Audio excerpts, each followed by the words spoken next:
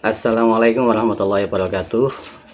Salam alat berat untuk teman-teman mekanik semuanya, teman-teman mekanik baik yang freelance maupun yang berkarya di suatu perusahaan ataupun disebut sebagai karyawan ya. Mekanik 1, mekanik 2, mekanik 3, grade 1, grade 2, 3, 4, apapun itu sebutannya. Yang jelas mekanik yang membackup unit alat berat semuanya, tetap semangat ya. Oke, untuk kali ini coba saya akan berbagi tentang suatu hal ya, yaitu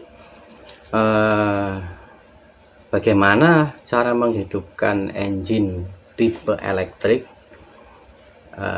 tidak di unit ya. Biasanya dilakukan setelah proses overhaul ya. Engine di unit di remove ya, terus di disassembly, dipreteli, terus di cleaning, dibersihkan. Setelah itu pengukuran, measurement, analisa, terus assembling atau perakitan. Nah, setelah proses assembling itu selesai,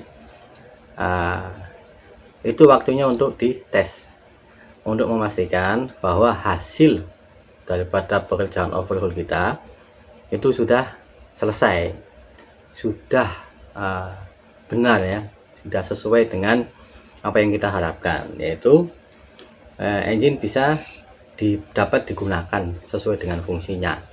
Yang untuk memastikan gimana ya, sebelum dipakai dites dulu, dites running, takutnya nanti ada hal-hal yang tidak kita inginkan, ada pekerjaan-pekerjaan yang terlewati, karena kan untuk poinnya banyak. Assembling engine, overhaul engine itu kan banyak, poin-poinnya kan banyak ya, banyak yang harus diperhatikan. Makanya kalau ada sedikit hal yang terlewati itu wajar ya. Untuk mengantisipasi hal tersebut, maka ya harus dites sebelum dipakai. Apapun itu, baiknya kalau alat yang belum dipakai ya dites dulu untuk memastikan bahwa itu bagus atau enggak bagus, good or not good ya. Kalau untuk engine yang manual, yang kalau teman-teman di luar sana nyebutnya engine bospom ya, engine bospom. Kalau teman-teman di dealer yang pakai bahasa teknik, biasanya engine yang tipenya FIP, fuel injection pump. Contoh kalau di Kawamasa itu PC 200 strip 7 ke bawah ya, strip 7, strip 6, strip 5, strip 3 itu makanya engine-nya engine bospom atau engine manual, engine FIP. Untuk sistem bahan bakarnya itu pakai FIP ya, dari tangki solar, tangki bahan bakar, dihisap oleh FIP, disuplai ke nozzle nyemprot ke ruang bakar. Nah, kalau untuk yang common rail, yang elektrik itu kan dari fuel tank atau tangki bahan bakar, dihisap oleh supply pump, dari supply pump ke common rail, dari common rail ke injektor. Nah, dari injektor itu baru disemprotkan ke ruang bakar. Nah, untuk timingnya, kalau untuk engine bospom makanya kan mechanical dia, pakai top ya, pakai top timing pengapian, berapa derajat sebelum DMA, itu makanya noken as atau camshaftnya di situ udah ada, timing topnya udah ada, titik pengapiannya. Ya kalau di komentarnya kan nggak ada ya, nggak semua dikasih top. Nggak pakai top juga nggak apa-apa, itu kan komentar itu kan supply pump cuma nyuplai solar fuel ya ke common rail barel itu, sehingga mencapai tekanan tertentu. Standby aja itu solar. Habis itu di common rail itu kan kehubung dengan injektor ya, salurannya ke injektor, standby dia. Nah, yang buka timingnya itu makanya kan elektrik, buat timing injeksi, untuk akselerasi, deakselerasi, untuk ngegas ya, ataupun idlingnya itu, langsamnya itu juga makanya semua yang kontrol sistemnya makanya elektrik. Nah, banyak teman-teman yang nanya, bisakah kalau untuk engine Comrel dihidupin di bawah, di running di bawah, setelah proses overhaul untuk ngetesnya kita running dulu di bawah, bisa kan? Bisa karena saya pernah ngelakuin itu ya, di engine PC 200 8, PC 200 10 itu bisa. Untuk 300 8, 400 8, pokoknya yang engine Komatsu pakai tipe engine Comrel itu bisa pakai sistem yang sama ya, sirkuitnya sama kayak gini lah. Nanti tak buka dengan alat peraga yang seadanya. Mudah-mudahan materi yang saya sampaikan bisa nyampe ke teman-teman semuanya. Nanti kalau ada kekurangan, ada yang salah, tolong dibetulkan. Ada yang kurang baik, tolong diimprove di kolom komentar, untuk kita bersama-sama menambah wawasan kita, menambah ilmu kita, menambah meningkatkan skill kita biar tambah kesini tambah baik ya.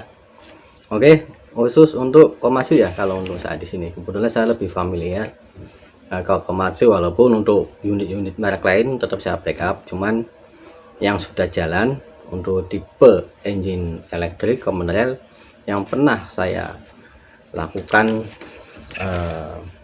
running di bawah itu Komatsu. Untuk yang lain elektrik yang lain Kobelco, Cat, Hitachi nggak ada ya. Hitachi makanya manual semua ya oleh Hitachi. Yang lainnya lah kayak Volvo belum. Ini untuk Komatsu dulu. Mungkin untuk kesempatan lain bisa kita buka untuk merek lain. Bisa nggak ya? Bisa lah, bisa nggak bisa ya. Yang penting kita pelajari sirkuitnya, pelajari sistemnya ya apa, kontrol sistemnya di mana, kita pelajari, kita pahami, kita praktekkan, bisa, masa nggak bisa. Oke, kita mulai. Saya buat sirkuit sesimpel mungkin ya, simple supaya semuanya dapat mudah memahami. Kalau sirkuit aslinya agak rumit ya kalau ditampilkan di sini. Kecil-kecil tulisannya, garisnya banyak juga, garis-garisnya banyak. Makanya saya bikin rangkuman terus tak tulis di sini, semoga bisa mewakili. Oke, langsung. Ini baterai, kita siapkan 2 buah baterai masing-masing 12 volt. Biasanya tak pakai yang 100 ya, yang 100 ampere, N100 itu, N100 atau N120. Biasanya tak pakai N100. 12 volt 2 kita rangkai seri ya, plus ketemu min seri, jadi 12 tambah 12 jadinya 24 volt. Ini sebagai sumber power utama. Kemudian kita rangkai ke controller dan ke bodinya kita sambung ke negatifnya, kita sambung ke body engine. Nah, ini nanti kita pakai buat groundnya, buat ground starting motor maupun ground sistem dari kelistrikan engine ini, kelistrikan unit. Oke, plus naik ke sini kita hubungan ke starting motor. Nanti ada switchnya, nanti kita pasang relay nggak apa-apa, tambahan relay, tambahan fuse nggak apa-apa. Ini yang kesini untuk sistem starter. Sistem starter tak kira teman-teman semuanya sudah menguasai, sudah memahami. Nanti kalau belum paham bisa lihat-lihat di video yang lain, di materi yang lain, materi untuk starting system ya. Jadi ini untuk starter tetap tak tulis. Kemudian kita pasang switch on off, kita pasang fuse 10 ampere, terus kita hubungan ke controller. Ini engine controller ECM ya. Jadi komponen-komponennya ada baterai, ECM, ECM, engine control module, terus dial fuel potensio, ini yang buat ngatur RPM yang ada di kabin. Ini potensionya kita ambil, kita ambil buat ngerunning di bawah, ngerunning engine. Terus kabel-kabel ini nanti kita cuman pakai 5 kabel, 1 2 3 4 5. Nah, kita pasang yang ke controller untuk power source-nya kita pasang di CN CE03 pin 1 untuk negatifnya, pin 3 untuk positifnya, positif negatif, pin 1 pin 3, dimana CE03 dia ada 4 pin. Nah, nanti kita ambil pin yang nomor 1 sama pin yang nomor 3 untuk power source nya controller. Oke, ini power source nya. Nah, kemudian untuk CN konektor CE01 itu ada 60 pin. Nah, untuk harnessnya CE01 kita pasang di engine, kita pasang semuanya. Untuk yang hubungan antara controller sama kelistrikan engine, kita pasang harnessnya, kita pasang. Itu kita nggak main di sini, ini dipasang sesuai dengan apa adanya, kita nggak main di sini. Yang kita mainkan di CE03 sama CE02. Nah, kemudian setelah CE03 kita ambil power source-nya, powernya, ya kan. Kemudian CE01 kita pasang sebagaimana mestinya, kita naik ke CE02, konektor CE02, dia ada 50 pin. Kita ambil pin 9, pin 22 dan pin 23. Oke, pin nomor 9, pin nomor 22, kemudian pin nomor 23. Pin nomor 9, 22 dan 23 kita rangkai ke potensio fuel, ya, ke potensio gas yang ada di kabin yang untuk ngatur RPM. Nah, pin 22 kita sambung ke nomor 1 yang ada di potensio, kita hubungkan ke nomor 1, ya kan. Pin 23 kita hubungan ke nomor 3. Kemudian pin nomor 9 kita hubungan ke yang medium, yang tengahnya, nomor 2. Jadi ini minimum, RPM minimum, ini RPM maksimum. Yang di sini medium.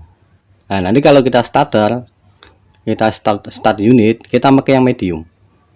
Jangan pakai yang maksimum, kita yang pakai medium. Jangan maksimum, jangan yang minimum.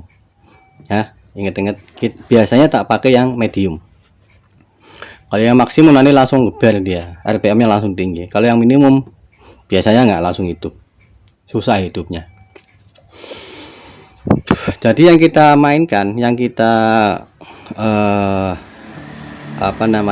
rangkai pin CE03, ya, konektor CE03, pin nomor 1 kita hubungkan ke negatif baterai, pin nomor 3 kita hubungkan ke positif baterai.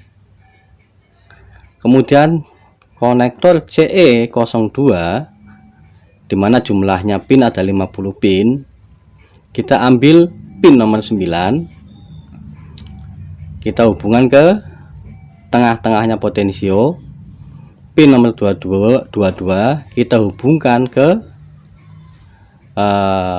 nomor 1 potensio, minimumnya dia. Kemudian pin nomor 23 kita hubungan ke maksimumnya potensio. Oke, paham ya? Jadi ini potensio ini sebagai inputan ke controller untuk memaksimumkan atau minimumkan RPM engine. Inputannya dari potensio. kemudian masuk ke controller, diolah, outputannya ke common rail supply pump injector ya. Yang di sini ada NA sensor, ada speed sensor masuk ke CE01, itu kita nggak usah diubah, kita pasang apa adanya begitu ya. Jadi intinya controller kita kasih power source, supply power lewat pin 3, lewat CE03, pin 1 negatif baterai, pin 3 positif baterai, itu untuk power supply nya controller. Kemudian CE01 yang ke harnessnya engine, controller ke harnessnya engine, yang ke engine bukan yang ke kabin, yang ke engine itu kita pasang apa adanya, pasang sesuai dengan apa adanya aja, itu kita nggak main di situ. Kemudian CE02 yang ke kabin, controller yang harness ke kabin, kita cuma ambil 3 kabel yaitu CE02 pin nomor 9, pin nomor 22 dan 23. Pin nomor 9 ke mediumnya potensio, tengahnya potensio, pin 22 ke minimumnya potensio, pin 23 ke maksimumnya potensio. Jadi ada 5 kabel, 2 ke CE03, yang 3 ke CE02, masing-masing female ya, female. Jadi konektor yang female, yang ceweknya. Kalau yang cowoknya kan yang di controllernya, dia ambilnya yang female-nya. Yang nomor CE03 pin 1, pin 3, CE02 yang ke kabin itu dihubungkan yang nomor 9, 22 sama 23 ke potensio gas. Itu aja. Oke, paham ya?